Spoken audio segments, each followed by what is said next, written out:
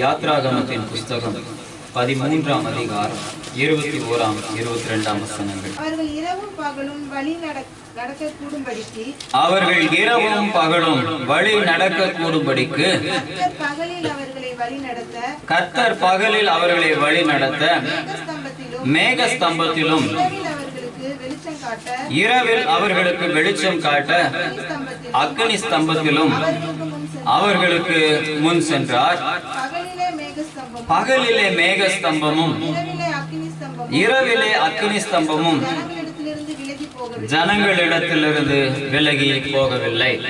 இந்த வார்த்தை, இந்த பகலிலே மேகஸ்தம்பமும் இரவிலே அக்னி ஸ்தம்பமும் எங்களை வழி நடத்த வேண்டும் என்று சொல்லி இந்த வார்த்தையை எடுத்து நாம் ஜெபிக்கிற இடங்கள் அநேகமாய் இருக்கிறது என்பதை நாம் உணர்ந்திருக்கிறோம்.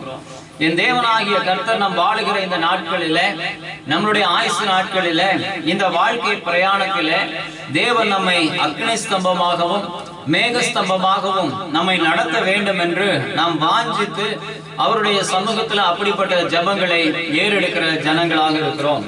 அதுல எந்த விதமான தவறும் இல்லை. உங்களை இஸ்ரவேலர்களாக நீங்கள் பாவித்து என் தேவனாகிய கர்த்தர் உங்களோடு கூட இருக்க வேண்டும் என்று வாஞ்சித்து என் தேவனாகிய கர்த்தர் நம்மை பாதுகாத்து வர வேண்டும் என்று விரும்புவதில் எந்த விதமான தவறும் இல்லை. ஆனால் அப்படிப்பட்டதான அந்த காரியத்தை பெற்றுக் கொள்வதற்கு என்ன தகுதி உடையவர்களாக இருக்க வேண்டும்? என் தேவனாகிய கர்த்தர் யாருக்கு அப்படிப்பட்டதான ஸ்லாக்கியத்தை அனுமதிக்கிறார் என்பதையும் நாம் அறிந்து கொள்ள வேண்டும்.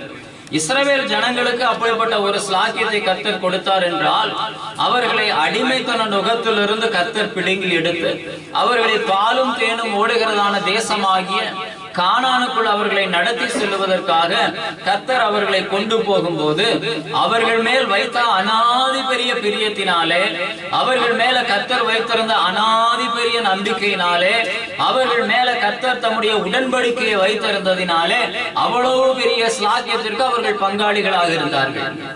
இன்னைக்கு நமக்கு அந்த காரியத்தை நாம் பெற்றுக்கொள்ள வேண்டுமானால் என் தேவனாகிய கர்த்தருடைய அனாதி பெரிய தீர்மானத்திற்கும், என் தேவனாகிய கர்த்தருடைய அனாதி பெரிய வல்லமைக்கும், என் தேவனாகிய கர்த்தருடைய பயங்கரமான உடன்படிக்கைக்கும் பங்குதாரர்களாக இருப்பமையானால் உங்களையும் தேவன் அக்னி ஸ்தம்பமாகவும் மேக ஸ்தம்பமாகவும் உங்களை பாதுகாத்து கர்த்தர் உங்களை நடத்த முடியும். இன்னைக்கு நம்மளுடைய வாழ்க்கையில தேவனாகிய கர்த்தர் இஸ்ரவேல் ஜனங்களுக்கு கொடுத்த அந்த காரியத்தை, அந்த ஸ்லாக்கியத்தை பெற்றுக் கொள்வதற்கு நாம் எங்கெங்கே தடைகளாக இருக்கிறோம், எந்த காரியத்தை நிமித்தமாக அக்னி ஸ்தம்பமும் மேகஸ்தம்பமும் நம்மோடு கூட இல்லை என்பதை நாம் அறிந்து கொள்ள அவசியம் உள்ளவர்களாக இருக்கிறோம். ஏனென்றால் இந்த பகுதியினுடைய முதல் சில வசனங்களை வாசிக்கும் போது கர்த்தர் மோசேயை நோக்கி, இஸ்ரவேல் புத்திரருக்குள் மனிதரிலும் மிருக ஜீவன்களிலும் கர்ப்பம் திறந்து பிறக்கிற முதல் பேரனத்தையும் எனக்கு பரிசுத்தப்படுத்து, அது என்னுடையது என்றார். போதும். கர்த்தர் மோசேயை நோக்கி இந்த காரியத்தை சொல்லுகிறார். When God redeems the people from Egypt, when the people were ready to travel towards Canaan, the God started to give up his commandments. கர்த்தர் தம்முடைய commandments-ஐ கொடுக்க ஆரம்பித்தார். தம்முடைய கட்டளைகளை he started to apply the laws, the rules and regulations. சட்டங்கள், ஒழுங்குகள், முறைகள் எல்லாவற்றையும் கர்த்தர் அடுக்கடுக்காக கொடுக்க ஆரம்பித்தார். எப்போது ஒரு மனிதன் தேவனுடைய கட்டுப்பாட்டின் கீழே அவருடைய சட்டதிட்டங்களுக்குள்ளே போக ஆரம்பிக்கிறானோ அப்பொழுது மேகஸ்தம்பமும் அக்னி ஸ்தம்பமும் அவன் மேல் வரும். இன்னைக்கு நம்மளுடைய வாழ்க்கையில தேவனாகிய கர்த்தர் கற்றுக் கொடுக்கிற காரியங்கள் எந்த அடிப்படையில செயலாற்றுகிறது என்பதை முதலாவது நீங்கள் யோசித்து பார்க்க வேண்டும். இங்கே வசனம் சொல்லுகிறது, இஸ்ரவேல் புத்திரருக்குள் மனிதரிலும் மிருக ஜீவன்களிலும் கர்ப்பம் திறந்து பிறக்கிற முதற் பேர் அனைத்தையும் எனக்கு பரிசுத்தப்படுத்து, அது என்னுடையது என்றார் என்று சொல்லப்பட்டிருக்கிறது. என் தேவனாகிய கர்த்தர் கொடுக்கிற முதல் கட்டளை, whatever the yield which comes as a first one from any human being or an animal, it should be given to God. அது கர்த்தருடையதாக இருக்க வேண்டும் என்று சொல்லப்பட்டிருக்கிறது. நம்மளுடைய வீடுகளிலே, நம்மளுடைய பிள்ளைகளிலே, நம்மளுடைய பொருட்களிலே, நம்மளுடைய செல்வாக்கிலே, நம்மளுடைய வீடு காரியங்களிலே முதல் பேரானவைகள் கர்த்தருடையதாக இருக்கிறதா? மேகஸ்தம்பமும் அக்னி ஸ்தம்பமும் எது மேல வரும்? நீ வச்சிருக்கிற பிள்ளைகள் வளர்க்கிற எரும மாடைய மேல வந்து என்ன பிரயோஜனம்? வேதம் அதை தான் சொல்லுகிறது. If the firstborn is given for God, then there will be the shadow of God. அதன் மேல கர்த்தருடைய பாதுகாப்பு இருக்கும். உங்களுடைய வாழ்க்கையில very first step itself, it is getting damaged. முதல் அடிப்படை காரணமே அப்படி இல்லை. நிறைய பேருடைய வாழ்க்கையில அப்படி செய்யவும் முடியாது. ஏன்னா உனக்கு பிள்ளையே ஒண்ணுதான் பெற்று வச்சிருப்ப. உன்னுடைய வாழ்க்கையில நீ எப்படி முதல் பேரானதுன்னு சொல்ல முடியும்? இன்னைக்கு வேதம் சொல்லுகிறது, முதல் பேரானவைகள் அனைத்தும் அது தேவனுடையதாக இருக்க வேண்டும். அவைகள் எப்படிப்பட்டதாக இருக்க வேண்டும் என்றால் இங்க வசனம் சொல்லுகிறது, அது பரிசுத்தமாக்கப்பட வேண்டும் என்று சொல்லப்பட்டது. முதல்ல உள்ளது ஒண்ணு பைத்தியமா இருக்கும் அல்லது தெல்லவாரியா. இது ரெண்டையுமே உன்னுடைய வாழ்க்கையில நீ செய்து வைத்திருப்பாயானால் என் தேவனாகிய கர்த்தருடைய அனுக்கிரகம் உன் மேல் இருக்கிறது. எப்படி மேகஸ்தம்பம் அக்னி ஸ்தம்பம் வேணும்னு ஜெபம் பண்றது கரெக்ட் தான். எனக்கு இருக்கிற பெரிய டார்ச்சரும் டென்ஷனும் அதுதான், நம்ம ஜெபம் தான். அதனாலதான் அநேக நேரங்களில ஜெபம் பண்ணாதுன்னு சொல்றது வழக்கம். உன்னுடைய வாழ்க்கையில கர்த்தர் செயல்படுவதற்கான வாய்ப்புகளை தடுத்து நிறுத்திவிட்டு எப்படி செய்ய முடியும்? உன்னுடைய வாழ்க்கையில தேவன் காரியங்களை செய்வதற்கான சாத்திய கூறுகளை தடுத்து விட்டு தேவன் உன்னுடைய வாழ்க்கையில பாதுகாப்பை கொடுப்பாரு அப்படின்னு எப்படி சொல்ற? இங்க இஸ்ரவேல் ஜனங்களை சொல்றாரு, அங்கே அடிமைத்தனத்துல அழிந்து நாசமாய் போன உன்னுடைய காரியங்களிலே இனி வரும்போது உன்னுடைய ஈற்றுகளிலே உன்னுடைய கர்ப்ப பிறப்புகளிலே நீ அவைகளை வைத்து அதை கண் கொண்டு உன்னுடைய காரியங்களை பெருக்கி விடலாம் என்று நினைக்காத, மாறாக அவைகள் தேவனுக்குரியதாக அதை பரிசுத்தப்படுத்து என்று கர்த்தர் சொல்லுகிறார். உங்களுடைய வாழ்க்கையில முதற் பேரானவைகள் எல்லாம் பரிசுத்தமாக்கப்பட்டு அது தேவனுக்குரியதாக கொடுக்கப்பட்டு இருக்கிறதா? முதலாவது தேவனுடைய ராஜ்யத்தையும் அவருடைய நீதியும் தேடுங்கள்னு இயேசு கிறிஸ்து ரொம்ப சாதாரணமா கொண்டு வந்து உனக்கு கொடுத்தாரு. அதுவே உன் வாழ்க்கையில் இல்லாத போது மேகஸ்தம்பம் அக்னி ஸ்தம்பத்தை பத்தி எல்லாம் தயவு செய்து பேசிடாது. வாழ்க்கையில பேசக்கூடாத வார்த்தை. தேவனாகிய கர்த்தர் இந்த ஜனத்தை பார்த்து சொல்லுகிற காரியம் தான், whatever is being the first, it should be for God. காலையில உன்னுடைய முதல் காரியம், உன்னுடைய முதல் சில நிமிடங்கள், முதல் வேலைகள் அதிகாலையில் அது கர்த்தருடையதாக இருக்க வேண்டும். நம்ம அப்படியே இருக்கணும். எந்திரிக்கும் போது செல்போனை கையில் எடுத்துட்டு தான் எந்திரிக்கிறோம். நம்மளுடைய வாழ்க்கையில முதல் காரியங்கள் என்னவாக இருக்கிறது? உன்னுடைய வாழ்க்கையில முதல் செயல்பாடுகள் என்னவாக இருக்கிறது? தேவனுடையதாக இருக்க வேண்டும். 3ஆம் வசனத்திலிருந்து 5ஆம் வசனம் வாசிக்கலாம். மோசே ஜனங்களை நோக்கி, நீங்கள் அடிமைத்தன வீடாகிய எகிப்திலிருந்து புறப்பட்ட இந்த நாளை நினையுங்கள். கர்த்தர் பலத்த கையினால் உங்களை அவ்விடத்திலிருந்து புறப்பட பண்ணினார். ஆகையால் நீங்கள் புளித்த அப்பம் புசிக்க வேண்டாம். ஆபீப் மாதத்தின் இந்த நாளிலே நீங்கள் புறப்பட்டீர்கள். ஆகையால் கர்த்தர் உனக்கு கொடுப்பேன் என்று உன் பிதாக்களுக்கு ஆணையிட்டதும் பாலும் தேனும் மூடுகிறதுமான தேசமாகிய கானானியர், ஏத்தியர், எமோரியர், ஏவியர், எபூசியர் என்பவர்களுடைய தேசத்துக்கு உன்னை வரப்பண்ணும் காலத்தில் நீ இந்த மாதத்திலே இந்த ஆராதனையை செய்வாயாக. போதும். என் தேவனாகிய கர்த்தர் ஆராதனை முறைகளை கற்றுக் கொடுக்கிறதை பார்க்கிறோம். ஆபீப் மாதம் இந்த நாளிலே நீங்கள் புறப்பட்டீர்கள். ஆகையால் கர்த்தர் உனக்கு கொடுப்பேன் என்றும் உன் பிதாக்களுக்கு ஆணையிட்டதும் பாலும் தேனும் ஓடுகிறதுமான தேசமாகிய கானானியர், ஏத்தியர், எமோரியர், ஏவியர், எபூசியர் என்பவர்களுடைய தேசத்துக்கு உன்னை வரப்பண்ணும் காலத்திலே நீ இந்த மாதத்திலே இந்த ஆராதனையை செய்வாயாக என்று என் தேவன் கர்த்தர் ஆராதனைக்கான ஒரு ஒழுங்கை கட்டளையிடுகிறதை நாம் பார்க்கிறோம். என் தேவன் இந்த ஜனங்களுக்கு நீங்கள் புளித்த அப்பம் புசிக்க வேண்டாம், கர்த்தர் இந்த காரியத்தை பழையவைகளை உன்னுடைய வாழ்க்கையிலிருந்து மாற்றினார் என்பதற்கு அடையாளமாக நீங்கள் இந்த ஆராதனையை செய்ய வேண்டும் என்று கட்டளையிட்டார்.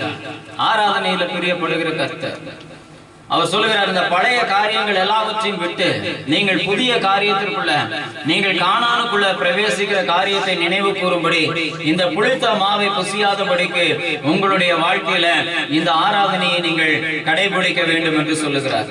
ஓய்வு நாள் ஆராதனை கூட நமக்கு கையை பிடிச்சு இழுத்துக்கிட்டு தான் வரணும். அப்படிதான் வாழ்ந்துகிட்டு இருக்கோம். மேகஸ்தம்பம் அக்னி ஸ்தம்பத்தை பத்தி பேசாது. கர்த்தருடைய காரியத்திற்கு முதலிடம் கொடுக்கிறவர்களாக இருக்க வேண்டும். கர்த்தருக்கு முதலிலே உள்ளவைகளை கொடுத்து விட வேண்டும். கர்த்தருடைய காரியங்களுக்கு முதலிடம் கொடுக்கிறவர்களாக இருக்க வேண்டும். நமக்கு எது முதல்ல இருந்தாலும் அது யாருதான் இருக்கணும்? ஆண்டவர் தான் இருக்கணும். அதனாலதான் நீ சம்பாதிச்சதனுடைய முதல் 10 பங்கு அது கர்த்தருக்குரியதாக இருக்கும். நீ உனக்கென்று ஒரு காரியத்தை வாங்கினால் அதுல கர்த்தருடைய பங்களிப்பு இருக்க வேண்டும். உனக்கென்று ஒரு காரியத்தை செய்தால் அதனுடைய முதல் பங்கு அது கர்த்தருக்கு போயிருக்கிறதாங்கிறத பார்க்கணும். அது என்னவாக இருந்தாலும் சரி. ஒரு வாகனத்தை வாங்கினால் அந்த வாகனம் முதலாவது கர்த்தருடைய காரியத்திற்கு பயன்படுதான்னு பார்க்கணும். ஒரு வீட்டை வாங்கினால் அதற்கு முன்பாக கர்த்தருக்கு அந்த காரியத்துல என்ன பங்கு உண்டு என்பதை யோசிக்கணும். ஒரு சாதாரண உலக மனுஷன் கூட ஒரு வீடை கட்டினான்னா அதுல ஒரு சின்ன ரூம் ஒதுக்கி அதை சாமி ரூம்னு வைப்பாங்க. எத்தனை கிறிஸ்தவர்களுடைய வீடுகள்ல சாமி ரூம் இருக்குன்னு கேட்டா தெரியாது. உன்னுடைய வீட்டுல சாமி ரூம் தான் இருக்கிறதுலே பெருசா இருக்கும். நமக்கு சாமியே கிடையாது. சாமியே இந்த வீடு வாங்குறதுக்காக தான் சாமி. இந்த வீட்டை வாங்குறதுக்கு தான் சாமி நமக்கு தேவை. அதுக்கப்புறம் சாமி வெளியே தான் இருக்கும், அல்லது அதுக்கு கோயில் வெட்டி அங்க சர்ச்சில் கொண்டு போய் சாமியை வச்சிருக்கோம். அவன் சாமியை கோயில வச்சிருந்தாலும் கூட தான் வீட்டுல ஒரு சாமி ரூம்னு ஒண்ணு வச்சிருப்பான். நம்மளுடைய வாழ்க்கையில தேவனுக்கு முதலிடம் இருக்கிறதா? வாரத்தின் முதல் நாள் அது தேவனுடைய நாள். மற்ற நாள் எங்கேயோ போய் என்னென்னமோ செஞ்சு சம்பாதிக்க பிரயாசப்படுறோம். The first yield of the week should be submitted at church. The first day of the month, the first day of the year, the first minute of the day, அது கர்த்தருடையது. அந்த காரியத்தை செய்யணும்னு ஒழுங்குபடுத்தி அந்த ஒழுங்கை கடைபிடிங்கன்னு சொல்லி இஸ்ரவேலுக்கு சொல்லுகிறார். இந்த ஆதி மாதம் இந்த நாளிலே நீங்கள் இந்த ஆராதனை செய்வதற்கு நீங்கள் தயாராக ஞாபகமாக இருக்க வேண்டும். கர்த்தருடைய ஆராதனையை தவற விடக்கூடாது. இந்த வருஷத்துல ஒரு முடிவு பண்ணுங்க. இந்த வருஷத்துல என்ன காரியத்தை செய்தால் சம்பாதித்தா அதுல முதல் பங்கு தூக்கி ஆண்டவருடைய காரியத்தில் போடு. ஒரு காரியத்தை செய்யுங்க. சில வருஷங்கள் அப்படிப்பட்ட காரியங்களை செய்தது உண்டு. சில நேரங்களில் அந்த காரியத்தை ஒழுங்கா செய்யறது கிடையாது. என்னையும் சேர்த்தான் சொல்றேன். நம்ம கையில வர்ற வருமானத்தில் உள்ள அந்த தசம பாகத்தை முதல்ல ஒரு உண்டியல் மாதிரி வச்சு அதுல போடுங்க. அதுக்கு அப்புறமா உன்னுடைய காரியத்தை ஸ்டார்ட் பண்ணி பாரு. காலையில எழும்பும் போது முதல் நிமிஷம் அது ஆண்டவருடைய சமூகத்துல ஆரம்பிச்சு பாரு. வாரத்தை ஆரம்பிக்கும் போது முதல் நாள் ஆண்டவருடைய ஊழியத்தை செய்து பார். மாதத்தை ஆரம்பிக்கும் போது வந்து இங்க ஆண்டவருடைய சமூகத்திலேயாவது படுத்து தூங்கிடு. முதல் தூக்கம் அது தேவ சமூகத்துல தூங்கினதுன்னா அது இருக்கட்டும். உன்னுடைய வாழ்க்கையில எல்லா காரியத்திலும் முதன்மையானதை ஆண்டவர் செய்கிற சமூகத்துல செய்யுங்க. இந்த வருஷத்துல ஒரு ஆராதனை கூட மிஸ் ஆகக்கூடாதுன்னு பிரயாசப்படுங்க. நான் பல தடவை சொல்வது உண்டு. கீழே ஆராதனைகள் ஸ்கூல்ல நடந்துகிட்டு இருக்கும் போது மேல படுத்து தூங்கினவன் தான் நான். மேல படுத்து தூங்கிட்டு சில சமயம் எந்திரிச்சா வரமாட்டேன். சில சமயங்கள்ல வேற வழியே இல்லைன்னு கடைசி நேரத்துல எழுந்திரிச்சு வந்து கீழே இருக்கிற எல்லாத்தையும் நாட்டாம பண்ணிட்டு இருக்கேன். ஆண்டவர் பார்த்தார், இருக்கிறதுல மோசமான ஜனங்களை கொடுத்து அவங்களுக்கு உன்னை போதகரா வச்சிடறேன்னு சொல்லி நீ எப்படியாவது போய் தான் ஆகணுங்கிற நிலைமை கொண்டு வந்துட்டார். சர்ச்சுக்கு வர்ற யாரு வேணாலும் வரலாம், வராம இருக்கலாம். ஆனா நான் வந்துதான் செய்யறேன். புரியுதா உங்களுக்கு? அப்படி ஒரு நிர்பந்தத்தை கர்த்தர் உனக்கு கொடுக்கும் என்பதாக மகா ஜாக்கிரதையாக தேவனுடைய ஆராதனை அது மிக முக்கியமானது. இஸ்ரவேலுக்கு அதான் கொடுக்கிறாரு. மேகஸ்தம்பமும் அக்னி ஸ்தம்பமும் சும்மா வராதையா. உங்களுடைய வாழ்க்கையில மேகஸ்தம்பத்தையும் அக்னி ஸ்தம்பத்தையும் கர்த்தர் அனுப்பணும்னா தேவன் சொல்லுகிற முதல் பலனானவைகள் கர்த்தருடையதா இருக்கணும். தேவனை ஆராதிக்கும்படி நீங்கள் ஆயத்தமா இருக்கணும். நிறைய ஆராதனைகளை கொடுத்துட்டே வராரு. This is the first worship what the God says, because he made the people to get redeemed of the Egypt is only because of worshiping him. அதான சொன்னாரு. மோசே கிட்ட சொன்ன காரியம் என்ன? நீ போப்பா, போய் என்னுடைய தேவனை ஆராதிக்கும்படி அந்த ஜனங்களை விடுன்னு சொல்லு. கர்த்தர் அவரை ஆராதிக்கும்படி விரும்புகிறார். நிறைய ஜனங்கள் தேவனை ஆராதித்தே நன்மைகளை பெற்றுக் கொள்கிறார்கள். This is one of the thing which is making you to get blessings from God. But some of the people are taking this as a very easiest part in their life to get the blessings of God. கர்த்தருடைய ஆசீர்வாதங்களை பெற்றுக் கொள்வதற்கு ஆராதனை ஒரு பங்காக இருந்தாலும் அநேகர் இந்த ஆராதனைகளை மட்டுமே வைத்து தேவனுடைய ஆசீர்வாதத்தை பெறுகிறார்கள். அதுவும் உண்மைதான். உனக்கு ஆசீர்வாதம் வேணும்னா கர்த்தரை ஆராதிக்கப்பட. ஆராதனை போய் நின்று குதிச்சுக்கிட்டு ஆடிக்கிட்டு இருக்கிறது பேர் ஆராதனை இல்லை. அவர் கொடுக்க வேண்டிய கனத்துக்கு இங்க புளிப்பு இல்லாத அப்பத்துல நீங்கள் ஆராதனையை ஸ்டார்ட் பண்ணுங்கன்னு சொல்றாரு. அதை குதிக்கவும் சொல்ல, ஆடவும் சொல்ல, ஒண்ணும் சொல்லல. If he is the God, he needs the respect. He needs the first place. ஒரு சாதாரண ஒரு விழாவுக்கு ஒரு சிறப்பு விருந்தினரை கூப்பிட்டோம்னா அவன் எப்பேற்பட்ட சாதாரணமான ஆளாக இருந்தாலும் சரி, அவனுக்கு பொன்னாட போர்த்தி அவனுக்கு வெகுமதிகளை கொடுத்து அவனை தகுந்த கௌரவத்தோடு அழைத்து கொண்டு வருவார்கள். என் தேவனாகிய கர்த்தர் உன்னுடைய அனைத்திலும் அவர் தான் சிறப்பு விருந்தினர். அழகான விருந்தினராக கூட இருக்கலாம், பட் அவர் தான் சிறப்பு விருந்தினர். ஏன்னா என் தேவனாகிய கர்த்தருக்கு கனம் கொடுக்க கொடுக்க உன் வாழ்க்கை ஆசீர்வாதமாக இருக்கும். இந்த வருஷத்துல நம்மளுடைய ஆலயத்தின் ஒழுங்கு என்ன? 5 வாரம் ஒழுங்கா வந்தா நீங்க திருவிருந்திற்கு தகுதியானவர்கள்.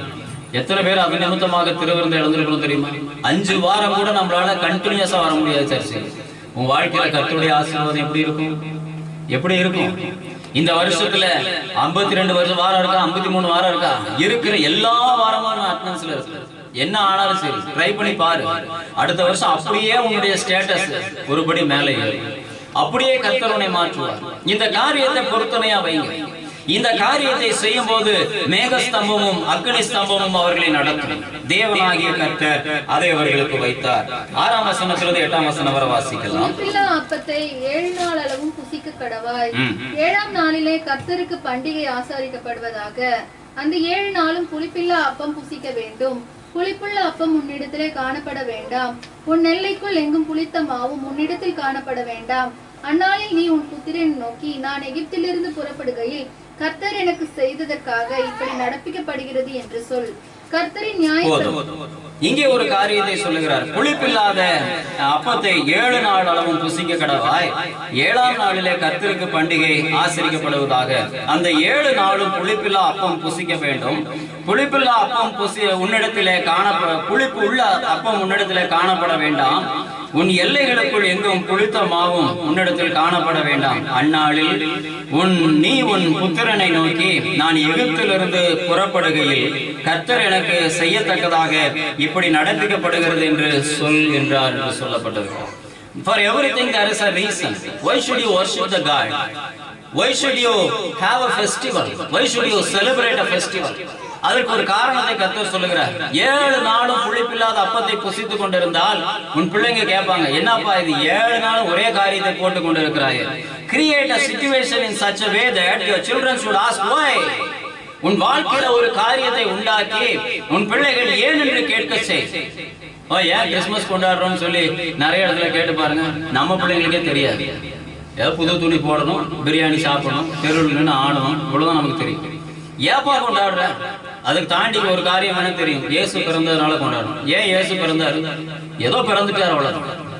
இப்படி உன்னுடைய காரியங்கள் இருக்கக்கூடாது.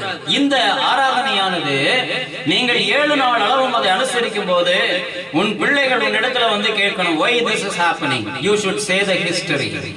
நீ நடந்தவைகளை சொல்லணும், எகிப்திலே சம்பவித்தவைகளை சொல்லணும், கர்த்தர் உன்னை நடத்தி வந்தவைகளை நீ சொல்லணும் என்று சொல்லி இந்த காரியங்களை தேவன் மோசேயின் மூலமாக அவர்களுக்கு கற்றுக் கொடுக்கிறார். You should have some difference in your life. You should have a different kind of worship which should make your children to ask why. நம்ம பிள்ளைங்களை நம்மளை பார்த்து எதுக்காக ஏன்னு கேட்காங்களா? நம்ம பேசுற கெட்ட வார்த்தையை பார்த்து வேணா கேட்பாங்க, ஏன் இப்படி பேசுற? நீ எல்லாம் ஒரு மனுஷன் தானா? கிறிஸ்தவன் தானா? நீ பண்ணுகிற திருட்டு வேலையை பார்த்து கேட்பாங்க, ஏன் இப்படிப்பட்ட அநாகரிகமான காரியத்தை செய்யற? உன்னுடைய வாழ்க்கையை கர்த்தர் அப்படி வைக்கல. There should be a kind of worship which makes your children ask why. ஏன்? என்ன காரணம்? என்ன காரணத்தினால் இந்த காரியங்கள் நடக்கிறது? அப்படிப்பட்ட காரியத்தை செய்யும்படி கர்த்தர் மோசேயின் மூலமாக இந்த ஜனங்களுக்கு கட்டளையிட்டார். உன்னுடைய celebration should have a reason. உன்னுடைய கொண்டாடுகை, உன்னுடைய ஆராதனைகள்ல ஒரு காரணம் இருக்க வேண்டும். நம்ம பிள்ளைங்க நம்மளை பார்த்து கேட்கும் நாளைக்கு வரும்போது, ஏன் உங்க சபையில மட்டும் எல்லாருக்கும் யூனிஃபார்ம் போட்டிருக்கோம்?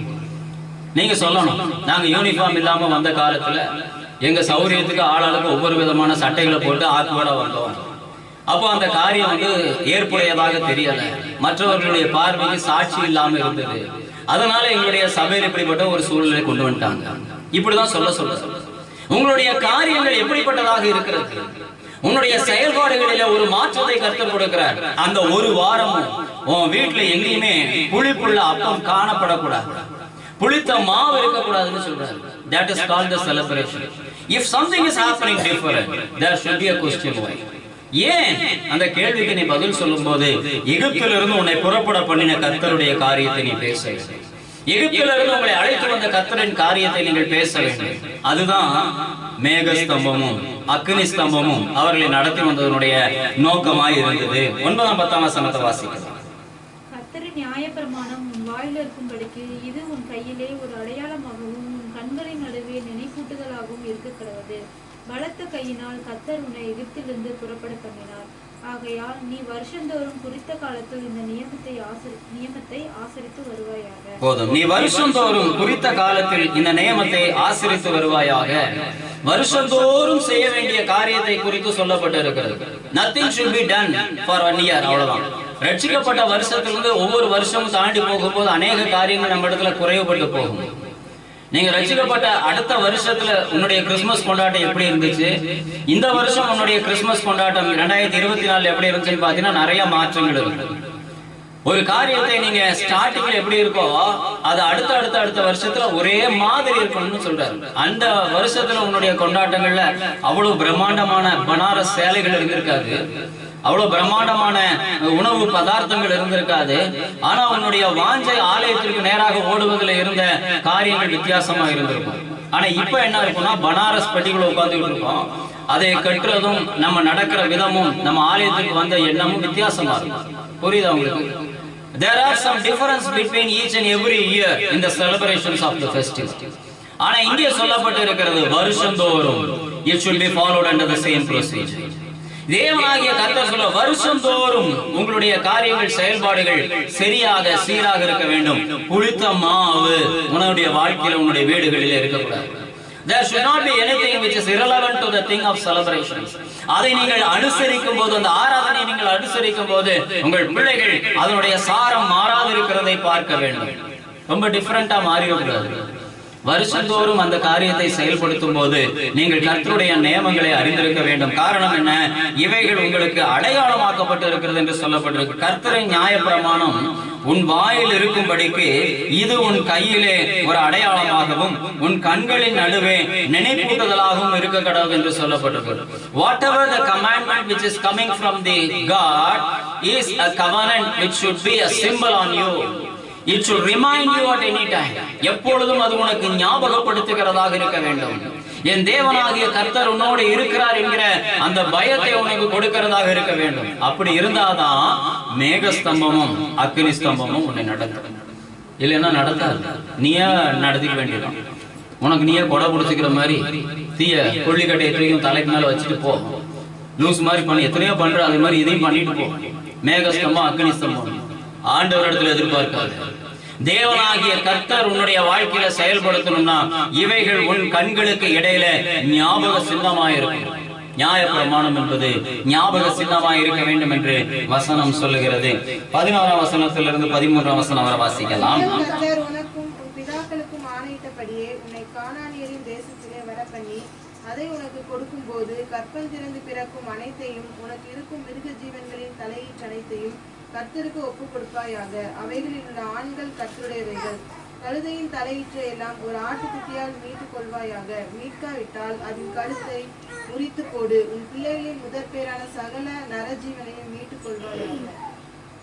இங்கே வசனம் சொல்லுகிறது, மேலும் கர்த்தர் உனக்கும் உன் பிதாக்களுக்கும் ஆணையிட்டபடியே உன்னை கானானியரின் தேசத்திலே வரப்பண்ணி அதை உனக்கு கொடுக்கும் போது கர்ப்பம் திறந்து பிறக்கும் அனைத்தையும் உனக்கு இருக்கும் மிருக ஜீவன்களின் தலையீற்று அனைத்தையும் கர்த்தருக்கு ஒப்பு கொடுப்பாயாக. அவைகளில் உள்ள ஆண்கள் கர்த்தருடையவைகள் என்று சொல்லப்பட்டது. நம்முடைய காரியங்கள் எல்லாவற்றிலேயும் ஆண்கள் கர்த்தருடையவைகள் என்று சொல்லப்பட்டது. நம்ம வீட்டுல ஆண்கள் ஜெபத்துக்கு போனாலும் நமக்கு பிடிக்காது. எதையோ ஒண்ணு சொல்லி அவங்க வீட்டுல படுக்க வச்சுட்டு வந்துருவாங்க. வசனம் சொல்லுது ஆண்கள் கர்த்தருடையவைகள். ஆண்கள் தேவனுடைய ஊழியத்தை செய்யணும். எல்லா வீடுகளிலும் சரி, யாராக இருந்தாலும் சரி, உன்னுடைய வீடுகளின் தலையீற்றுகள் கர்த்தருக்கென்றே கொடுக்கப்பட வேண்டியவைகள். அதுல ஆண்கள், குறிப்பாக ஆண்கள் வீட்டு காரியத்தை செய்கிறவர்களா கிடையாது. சில ஆண்கள் பெருமையா பேசிட்டு இருப்பாங்க, காரியத்துல அதெல்லாம் செஞ்சுட்டேன், வீட்டுல இருக்கிற காரியங்களை பார்க்கவே முடியறது இல்ல, பையனை படிக்க வச்சுட்டேன், பிள்ளைக்கு கல்யாணத்தை பண்ணி வச்சுட்டேன், வீட்டை கட்டிட்டு அதை கட்டிட்டேன். நீ எதுக்கு இருக்கிற? ஒயாரி பெய்யங்களா? கர்த்தருக்கு என்னையா செய்த? தேவனுடைய காரியத்துக்கு என்ன செஞ்ச? இதெல்லாம் நீயா உருவாக்கினது. உன்னுடைய காரியங்கள் நீ பிறந்தது உன்னுடைய பெற்றோரால, அதற்கு பின் நீ திருமணம் பண்ணினது, நீ பெற்றெடுத்தது, இவைகள் எல்லாம் உன்னுடைய உலகத்தின் காரியங்கள், அருவருக்கத்தக்கவைகள். தேவனுக்கென்று என்ன செய்தாய்? இந்த அருவருப்புகள் எல்லாம் உன்னை போட்டு முச்சு தேவனுக்கென்று எதையும் செய்ய விடாமல் உன்னை செய்யும். ஆனா வேதம் சொல்லுகிறது, உன் நெற்றிகளுக்கு இடையிலே, உன் கண்களுக்கு இடையிலே ஞாபகமாய் வைக்கப்பட வேண்டியது தேவனுடைய நியாயப்பிரமாணம். அது சொல்லுகிறது ஆண்கள் தேவனுடையவைகள். அதனாலதான் உனக்கு மரியாதை, அதனாலதான் உனக்கு மரியாதை. அதனாலதான் தேவனுடைய படைப்புகளில் உன்னை முதலாவதாக கர்த்தர் படைத்தார். தேவனுக்கென்று என்ன செய்றீங்க? உங்களுடைய வீடுகளில் ஆண்கள் தேவனுக்கென்று பணி செய்யல, தேவனுடைய காரியத்திற்கென்று, தேவனுடைய ஊழியத்திற்கென்று, தேவனுடைய ஆலயத்திற்கென்று, தேவனுடைய ராஜ்யத்திற்கென்று பணி செய்யலைன்னா உங்க வீட்டுல சாபம் இருக்கும், தரித்திரம் இருக்கும். அதுல எந்த மாற்றமே கிடையாது. அது பாட்டுக்கு வருது, கோயில் மாடு மாதிரி திங்குது, படுத்து தூங்குது அப்படின்னா அதை வச்சு உனக்கு சாபம். அதை அடிச்சு துரத்து வெளியே. அது தேவனுடைய காரியத்திற்கென்று போகணும். அது எதையாவது ஆண்டவருடைய ராஜ்யத்திற்கென்று செய்யணும். அது எதையாவது ஒரு காரியத்தை தேவனுடைய காரியத்திற்கு செய்யணும். எப்படியோ பாதுகாப்பா நம்ம வீட்டுல கொண்டு வச்சுட்டோம்னு வச்சுக்காது. அது தேவனுடைய, நீ உன்னுடையதுன்னு நினைக்காது.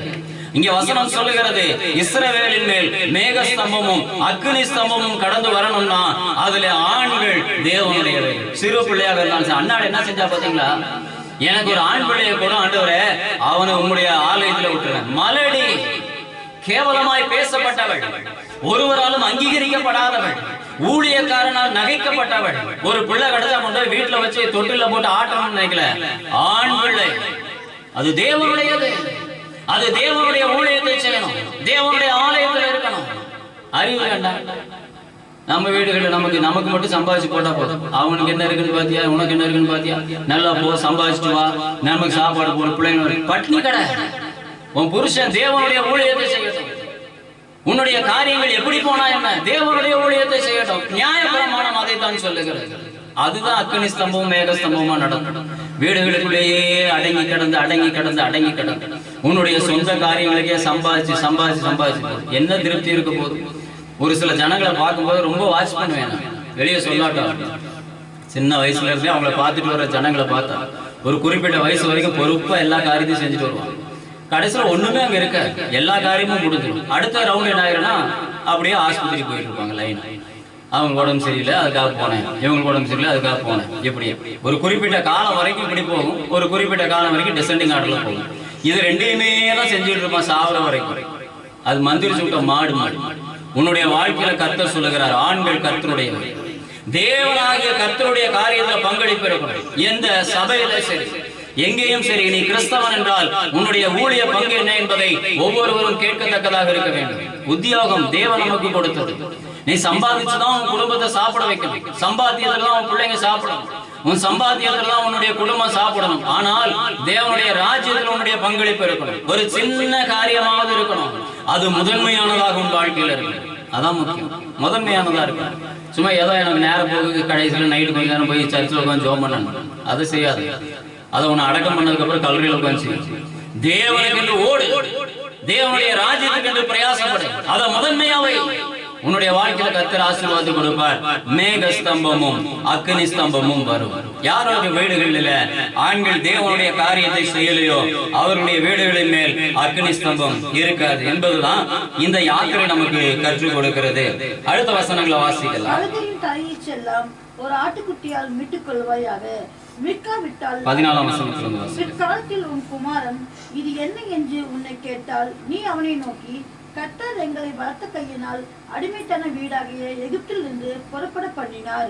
எங்களை விடாதபடிக்கு பார்வோன் கடினப்பட்டிருக்கும் போது கர்த்தர் எகிப்து தேசத்தில் மனிதனின் தலை பிள்ளைகள் முதல் மிருக ஜீவனின் தலை ஈச்சுகள் வரைக்கும் உண்டாயிருந்த முதல் பேர்கள் யாவையும் கொஞ்சி போட்டார். ஆகையால் கர்ப்பம் திறந்து பிறக்கும் ஆணையெல்லாம் நான் கர்த்தருக்கு பலியிட்டு என் பிள்ளைகளில் முதல் பேர் அனைத்தையும் மீட்டுக் கொள்கிறேன். கர்த்தர் எங்களை பலத்த கையினால் எகிப்திலிருந்து புறப்பட பண்ணினதற்கு இது உன் கையில் அடையாளமாகவும் உன் கண்களின் நடுவே ஞாபக குறியாகவும் இருக்க கடவுது என்று சொல்வாயாக என்றான்.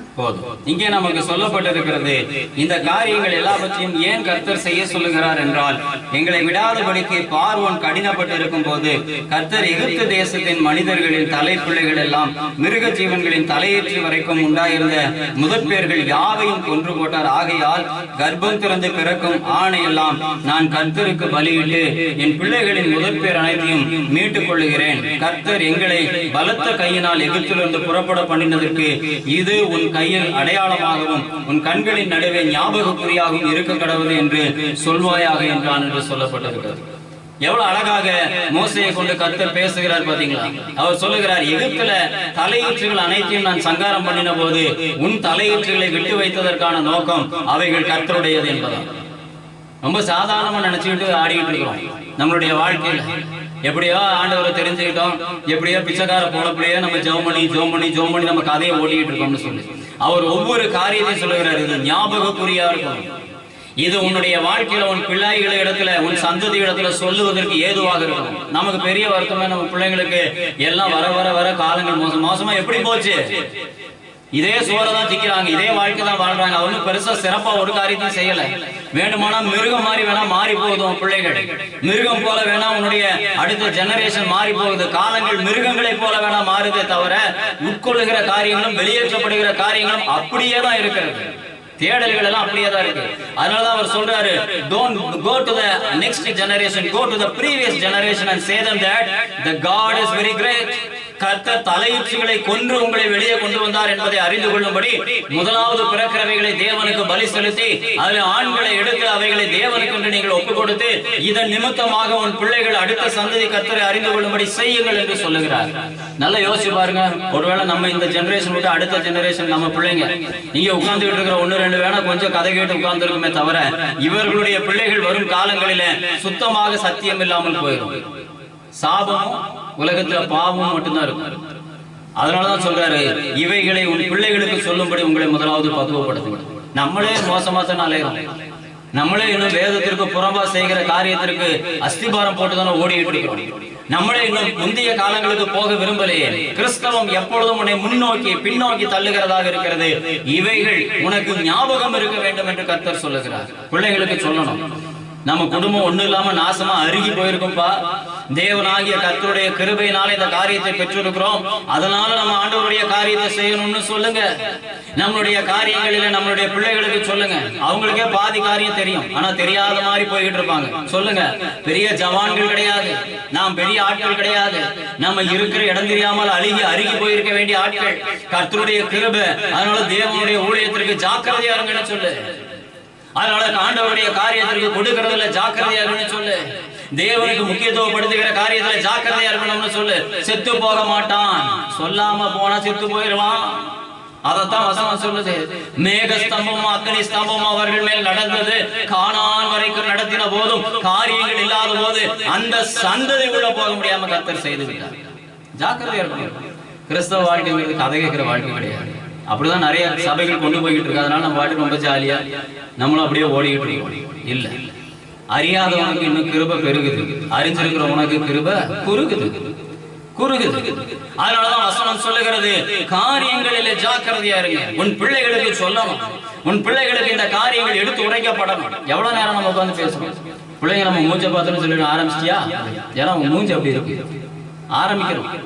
உன் பிள்ளைகள் உன்னை கிட்ட வந்து கேட்கணும், எதனால நம்மளுடைய காரியங்களில மாற்றம் இல்லையே. எப்படி கேட்பாங்க? இந்த 7 நாள் புளிப்பில்லாத அப்பம் சாப்பிடும்போது பிள்ளைங்க வந்து கேட்பாங்க, என்னையா நேற்று வரை நல்லா தான் தின்னுட்டு இன்னைக்கு புளிப்பில்லாத அப்பத்தை 7 நாளா போட்டு வரக்கிறிய, என்ன காரணம் சொல்லு. உங்கள்கிட்ட மாற்றமே கிடையாது. உன்னுடைய காரியத்துல, உன்னுடைய செயல்பாடுகள், உன்னுடைய நடையில, உன்னுடைய உடையில, உன்னுடைய காரியங்கள்ல ஏதாவது மாற்றம் தான் கேட்பாங்க. அதனாலதான் இங்க சொல்றாரு, தலையுச்சிகள் எல்லாம் கர்த்தருடையதாக இருக்கணும், ஆண்கள் எல்லாம் தேவனுடையவர்களாக இருக்கணும். இணைய ஆண்கள் பூரா தேவனுடையவர்கள். என்ன காரணம் கேட்பாங்க. நீ சொல்லு. தலையுச்சிகளை கர்த்தர் சங்காரம் பண்ணுகிறவர். தலையுச்சிகளை எகிப்திலே சங்காரம் பண்ணி நம்மை கொண்டு வந்தாரையா, அதனால அவைகள் கர்த்தருடையவர்கள் என்பதில் ஜாக்கிரதையா இருக்கணும்னு சொல்லு. ஒரு காரியமும் சொல்லுவதற்கு ஒண்ணுமே கிடையாது. உலக ஜனங்களும் நீ அப்படியே கரெக்டா மேட்ச் ஆகிருக்கு. அதை விட சில இடங்களில் கேவலமா வேணா போறோம். எப்படி கர்த்தரை பத்தி சொல்லுது?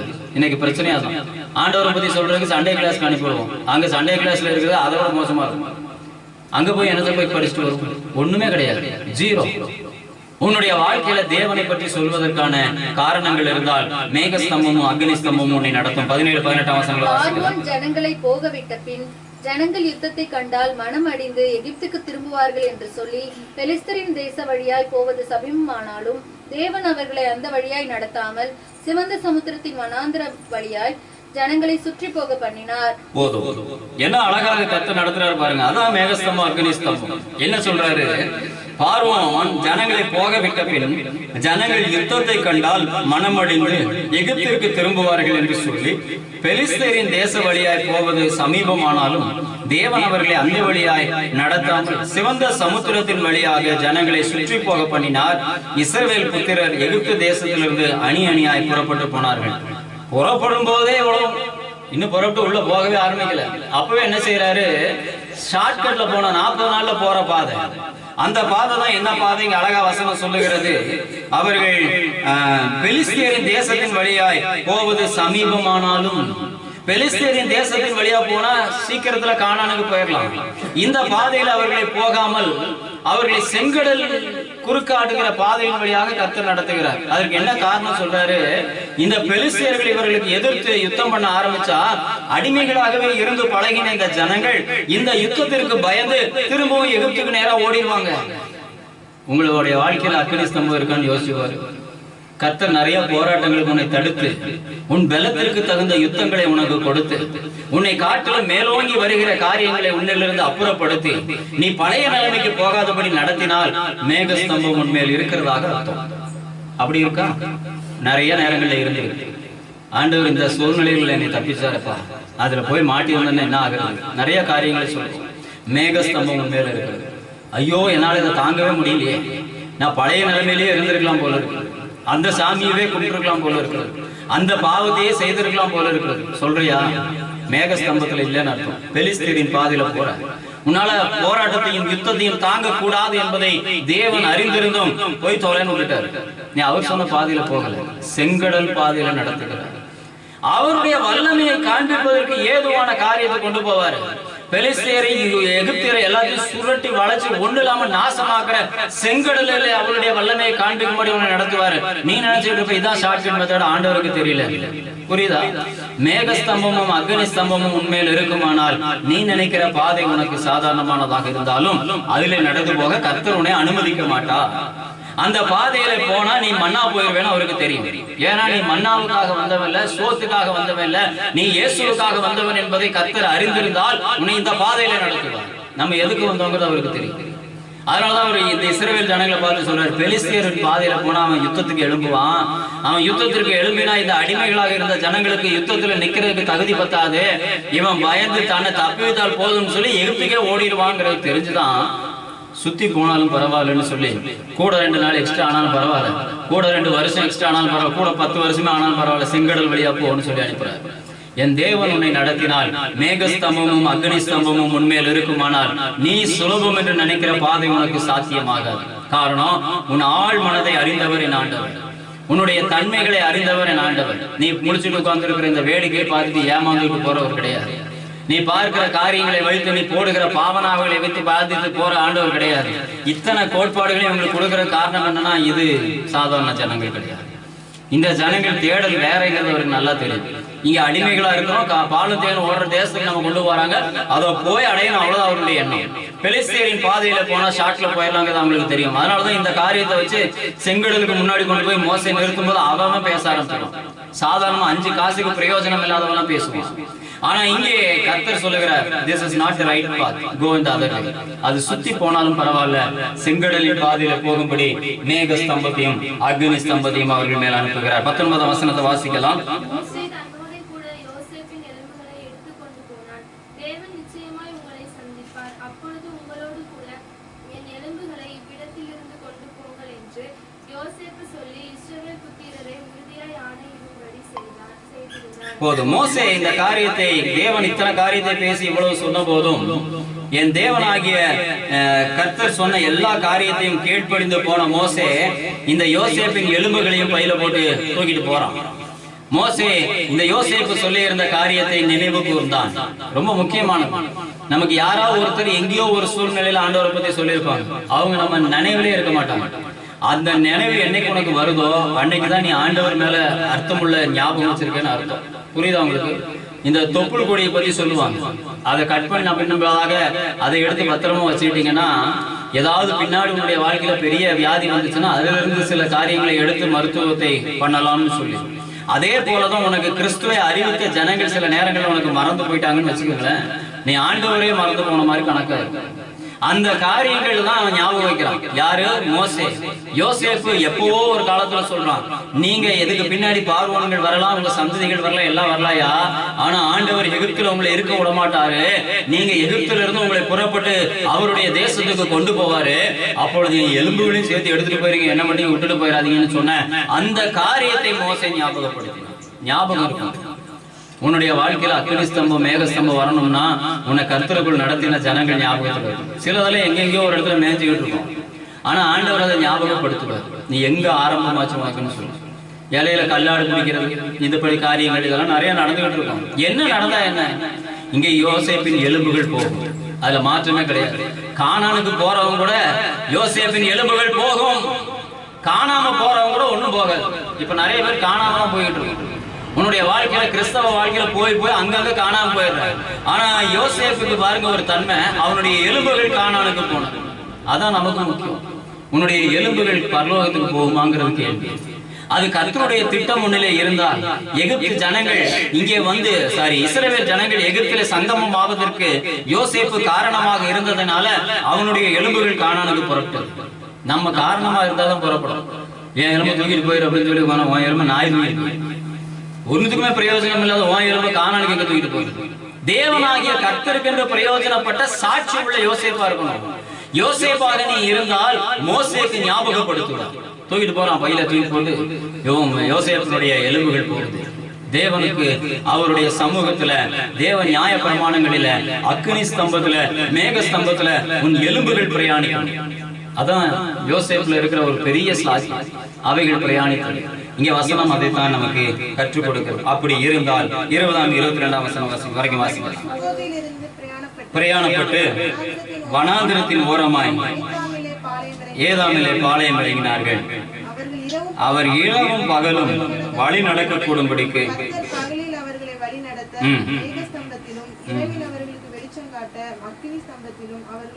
அவர்களுக்கு முன் சென்றார். ஜனங்களிடத்திலிருந்து விலகி போகவில்லை. கர்த்தர் அவர்களுக்கு முன் சென்றார், அவர்களை விட்டு விலகி போகவில்லை.